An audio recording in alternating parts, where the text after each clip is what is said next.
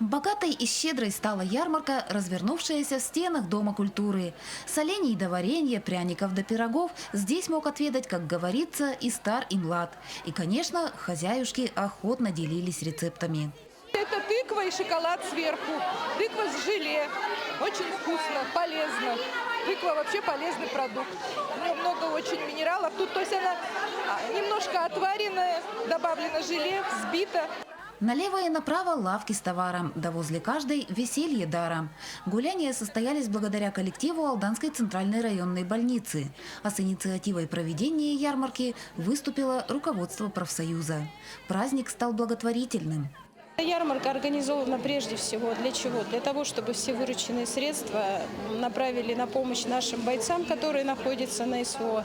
Мы оказываем помощь нашим бойцам на регулярной основе, постоянно отправляем лекарства, расходники, перевязочный материал.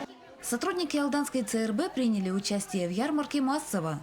Коллективы отделений больниц, поликлиник и диспансеров подходили к организации очень креативно, с удовольствием представив на суд честного народа свои труды, мастерство и фантазию.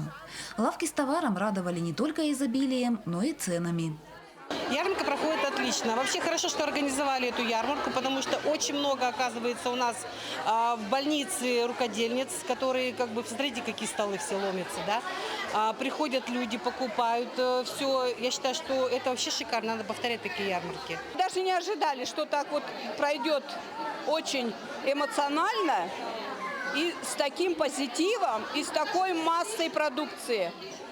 Мы очень довольны. Оказывается, наши медики, мало того, что успевают сутками работать, еще и готовить все. Чего только не было на столах и стеллажах. Вещь по душе, да яство по вкусу находил даже самый взыскательный купец. С пустыми руками не ушел никто. Есть на что посмотреть, все интересно, все много, все вкусно. Вот покупаю, буду угощать всех.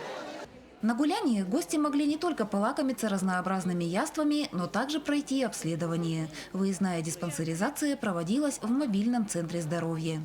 Комплексная аппаратно-программная диагностика позволяет выявить как уже имеющиеся заболевания, так и предрасположенность к ним. Это определение факторов риска развития хронических заболеваний, работа с тем населением, которое имеет факторы риска, такие как курение, малоподвижный образ жизни, ожирение, избыточный вес. В мобильном центре алданцы также могли поставить прививку против гриппа. Гуляния бесспорно удались. Участники и гости убеждены, что такие ярмарки станут традиционными. Татьяна Вахнина, Сергей Шипачев, Александр Лукин, Алдан.